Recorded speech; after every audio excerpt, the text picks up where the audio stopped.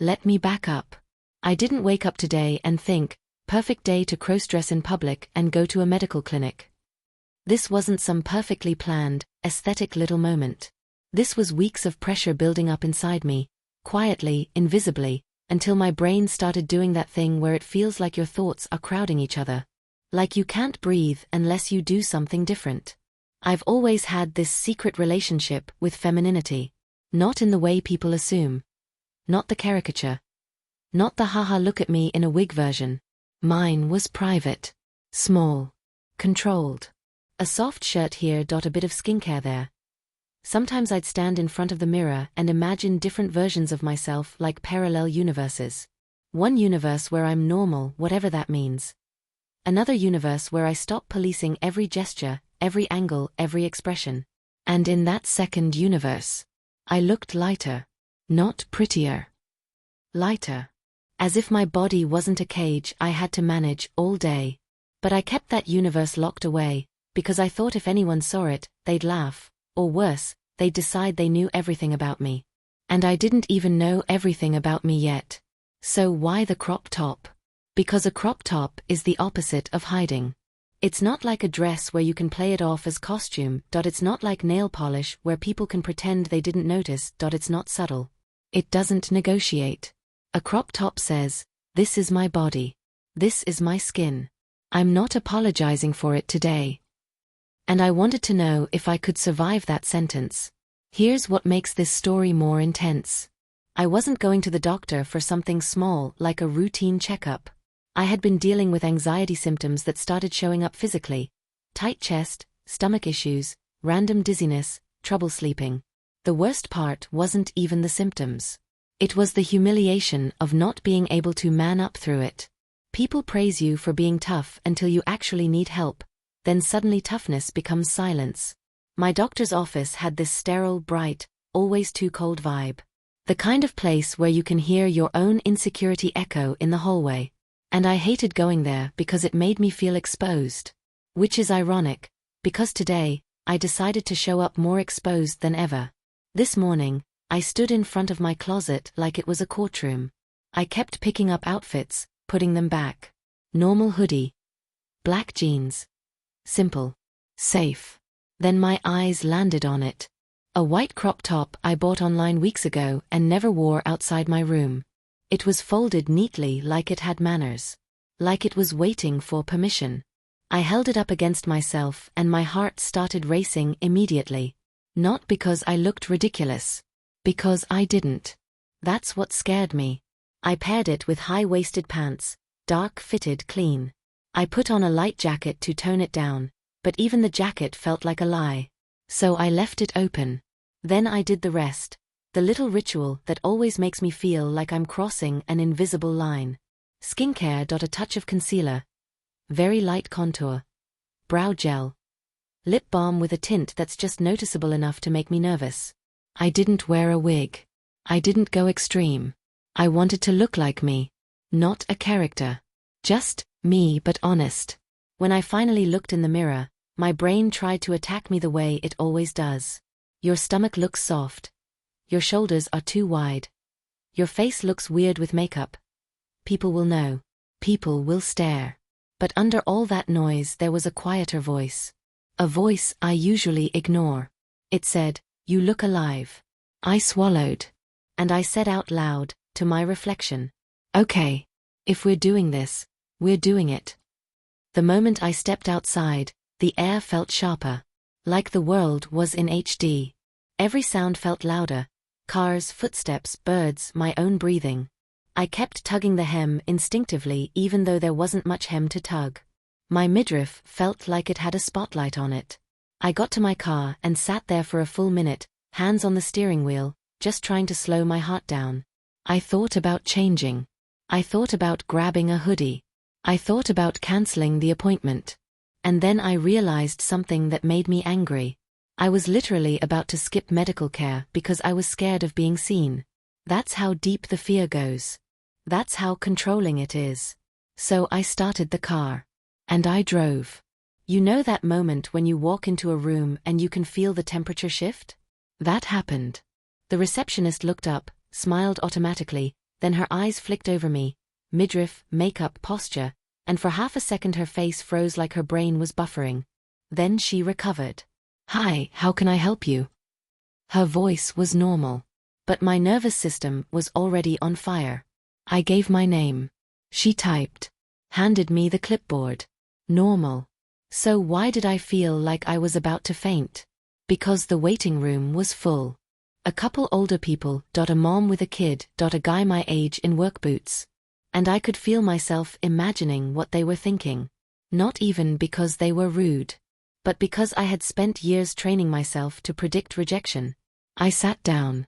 My crop top rode up slightly when I moved. I felt my stomach tighten. Then, this is the detail I can't forget, the little kid looked at me and said loudly, "Mom, that person is pretty." The mom shushed him instantly. But I heard it. And my throat tightened so hard it almost hurt. Pretty. Not weird. Not gross. Pretty. My face got hot. I pretended to look at my phone so nobody would see how close I was to crying in a doctor's waiting room over one sentence from a kid who didn't even know he just cracked open something inside me. Then it happened. The door opened. A nurse stepped out and called my name. My name, my legal name, the one people associate with the version of me that's supposed to look a certain way. I stood up. And every eye did that natural human thing. They glanced. Not everyone stared. But people looked. And the second I started walking, my brain went, "This is it. You can't undo it now." The nurse didn't flinch. She didn't do the awkward pause. She didn't change her tone. She just said, "Right this way." I followed her down the hallway and I felt like I was floating between terror and pride. She took my vitals. Blood pressure. Of course it was high. She chuckled gently and said, "Little nervous today?" I almost laughed because, yeah, you could say that. I said, "Yeah, a bit." She didn't pry. And that was the first time that day I realized something huge. Sometimes the fear isn't coming from other people. Sometimes it's coming from the version of you that thinks you don't deserve to be comfortable. Now picture this. You're already wearing a crop top, already feeling exposed, and then you're in an exam room where they literally ask you to describe your body, your symptoms, your private stress. The nurse left and told me the doctor would be in soon. I sat on that paper-covered exam table and stared at the anatomy chart on the wall. And I thought, what am I doing? But then my mind shifted. What if this is exactly where I'm supposed to show up like this? Because this is the place where you're supposed to be honest. Where you're supposed to say what hurts. Where you're supposed to stop performing and start admitting. And I realized, I've been performing even in therapy-like spaces, even with doctors. Trying to be the easy patient, the tough guy, the not dramatic one. Maybe the crop top wasn't just clothing. Maybe it was a protest. Against silence. Against shame. Against living like my own body was something I had to earn. The doctor walked in, holding a tablet. He greeted me normally, asked how I was doing. Then he glanced up and his eyes did what everyone's eyes did, just a quick scan. And I held my breath. Was he going to judge me? Was he going to make it weird? Was he going to ask about my clothes instead of my symptoms? But he didn't. He sat down and said, "So, tell me what's been going on." And that's when something inside me snapped. Not in a bad way. In a relief way. Like a belt loosening. I started talking. At first it was clinical. Chest tightness, racing thoughts, insomnia. Then the words started slipping into honesty. I told him I've been under a lot of pressure. That I've been feeling like I'm constantly tense. That sometimes I feel like I'm living two lives, the one people see, and the one I hide. He nodded. He asked good questions. And then he said something I didn't expect. He said, "A lot of anxiety comes from not feeling safe, physically or emotionally. Not feeling safe to be yourself." I felt my eyes sting. Because it was so close to the truth that it felt like he could see through my skin. I didn't fully come out to him.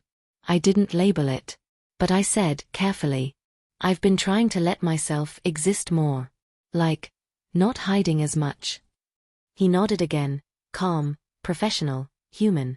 And he said, "That's usually a healthy direction." Healthy. Not sinful. Not embarrassing. Not phase. Not attention. Healthy. Then he did the physical exam part. He asked me to breathe, checked heart and lungs. When he lifted the stethoscope, my crop top shifted slightly again. I waited for discomfort. But it didn't come from him. It came from me. Because I realized I was still bracing for punishment even when none was happening. After the exam, he said my symptoms were consistent with anxiety, but he wanted to run some basic tests to rule out anything else, standard responsible. Then he asked, "Do you have support? Friends you can talk to?" And I almost said no. Because the truth is, I've always had friends. I just didn't let them know me. There's a difference. So I said, quietly, "A little. I'm working on it." He smiled, small and genuine, and said, "Good. Keep working on it." After the appointment, I had to check out at the front desk. This was the moment I expected to feel judged again, because now it wasn't just a waiting room, it was a transactional moment, where people can be cold. I stood in line. A woman behind me said, "Excuse me, your top is really cute. Where'd you get it?" I turned around like my brain forgot how conversations work. Online," I said. "I didn't think I'd actually wear it out." She smiled like that was the most normal thing in the world. "Well, you should. It suits you." That was it. No lecture. No disgust. Just normal kindness. And it hit me.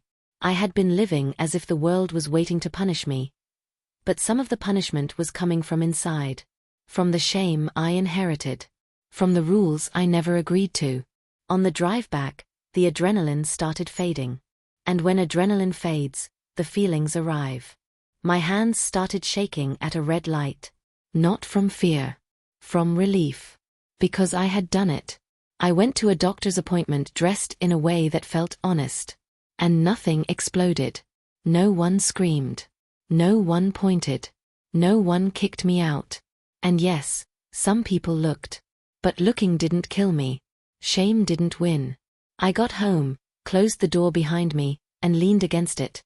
Then I laughed. Quietly, breathless. Because it felt ridiculous that a crop top could be this emotional. But that's the thing. It wasn't about fabric. It was about permission. Today taught me that confidence isn't a personality trait. It's a muscle. And mine has been undertrained because I kept avoiding situations where I might be seen. But I also learned something more complicated. Even if people judge you, you still get to exist. Even if someone laughs, you still get to breathe. Even if someone doesn't understand, you still get to be real. And the most shocking truth? I didn't wear a crop top to feel sexy. I wore it to feel present. To stop disappearing in my own life. To stop waiting for permission that was never going to be handed to me. So yeah, doctor appointment in a crop top today. And if you're expecting the story to end with a dramatic confrontation, it doesn't. The drama was internal. The battle was quiet. The victory was simple. I showed up. As myself. Not perfectly. Not loudly. Not with all the answers. But real. And now I can't unknow what that feels like. Because once you've experienced even one day where you didn't hide, going back to hiding feels like going back to being asleep. And I don't want to sleep through my life anymore. So tomorrow? Maybe it's not a crop top. Maybe it's just painted nails. Maybe it's a softer voice. Maybe it's letting your shoulders relax in public instead of bracing. But whatever it is, let it be a step toward you. Because you deserve a life where you don't have to earn your own comfort.